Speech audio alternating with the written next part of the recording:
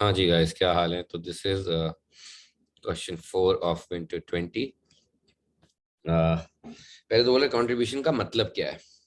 तो यार, जो सेलिंग प्राइस में से वेरिएबल कॉस्ट माइनस करने के बाद बचता है उसको कंट्रीब्यूशन बोलते हैं। कंट्रीब्यूशन यूजुअली आपको बताती है कि भाई फिक्स कॉस्ट की कवरेज के लिए आपके पास कितने पैसे बचे और उसके बाद आपके पास कितना प्रॉफिट होगा। तो contribution is made up of two things. ये कितनी फिक्स कॉस्ट में जाएगी कंट्रीब्यूशन, और उसके अलावा जो भी बचेगी that's profit. Calculate the budget contribution for each product. तो बहुत आसान है। सही है, ये तो आपने आराम से निकाल लिया होगा ना यार। ये वाले मतलब ये 6-7 मार्क्स तो ले ही लोगे यार। ये नहीं लोगे ये भी। तो selling price minus variable cost करके आप आराम से निकाल सकते हो। सही है। सेलिंग प्राइस माइनस सारी एक एक दिखाने की जरूरत नहीं है। मतलब डायरेक्ट 15 माइनस, अगर आप इसको ऐड कर लो तो ये 11.5 बनता है।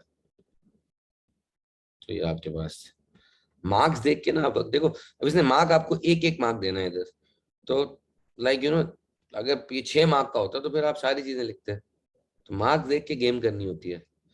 11.5 और इसकी होती है 14, तो 6 आ जाएगी।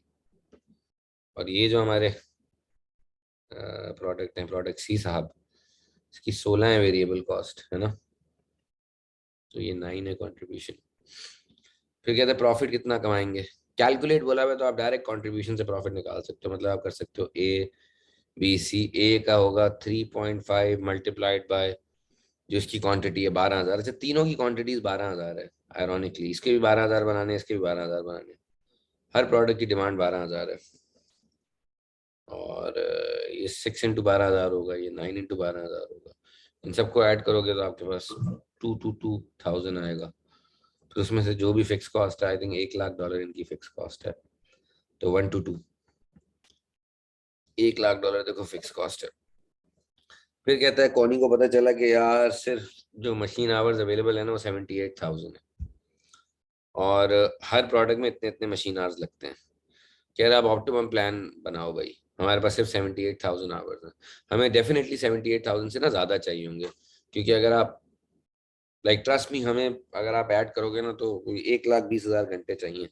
क्योंकि अगर इसके भी 12,000 बनाने हो, इसके भी 12,000 बनाने, इसके भी 12,000 बनाने हो, तो कोई 1,20,000 घंटे बनते हैं। लेकिन हमारे पास है 78, तो अब हमें रैंकिंग करनी पड़ेगी। रैंकिंग कैसे करते हैं अब, क्योंकि मशीन आवर शॉर्ट है तो आप पहले ऊपर लिखोगे कंट्रीब्यूशन पर यूनिट, नीचे लिखोगे मशीन आवर पर यूनिट। यही अगर केजी शॉर्ट होते तो फिर हम लिखते हैं केजी पर यूनिट।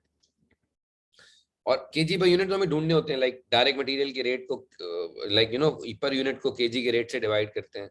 या लेबर आवर्स ढूंढने के लिए इसको लेबर के रेट से डिवाइड करते हैं। तो इसमें तो उसने आपके लिए काम आसान किया हुआ है।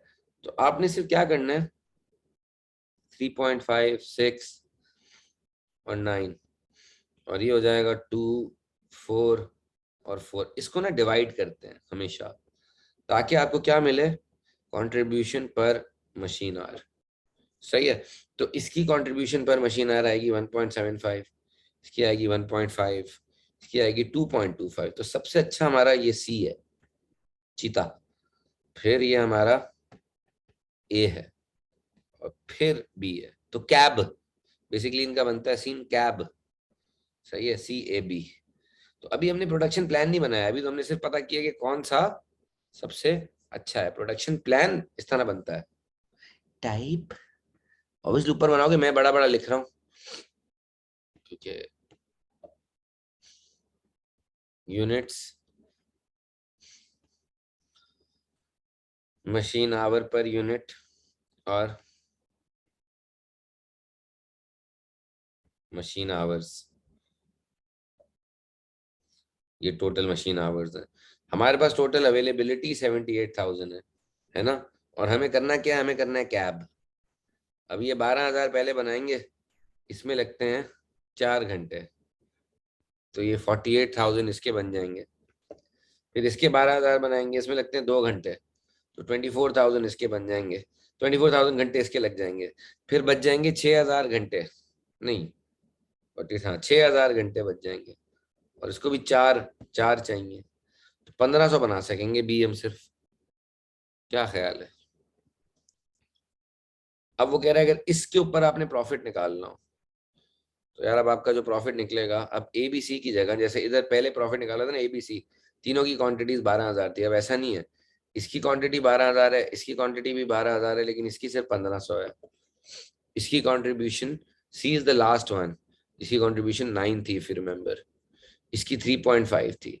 अच्छा, लोग गलती क्या करते हैं, इससे मल्टीप्लाई कर रहे होते हैं, ये 2.25, भाई इससे नहीं करो, इससे करने तो आवर्स को फिर मल्टीप्लाई करो, फिर 48,000 को मल्टीप्लाई करो, लेकिन आप यूनिट्स को कंट्रीब्यूशन पर यूनिट से मल्टीप्लाई करो। इस तरह 1,500 को मल्टीप्लाई किया जाएगा 6 से, और फिर इसमें से आप वही फिक्स कॉस्ट जो 1 लाख की है वो माइनस कर दोगे। इन सबको ऐड करोगे, 1 लाख माइनस करोगे तो आपके पास आंसर 59,000 आएगा। पहले देखो हमें आंसर कितना आ रहा था, 1,22,000, अब 59,000। क्यों? क्योंकि हमारी वो बी में मतलब खत्म ही हो गया, बी की बारी नहीं आई। कह रहा है if Connie page a landlord 65,000 he'll be able to have unlimited machine hours. अच्छा जी, advise whether or not she should pay her landlord 65,000, justify your advice.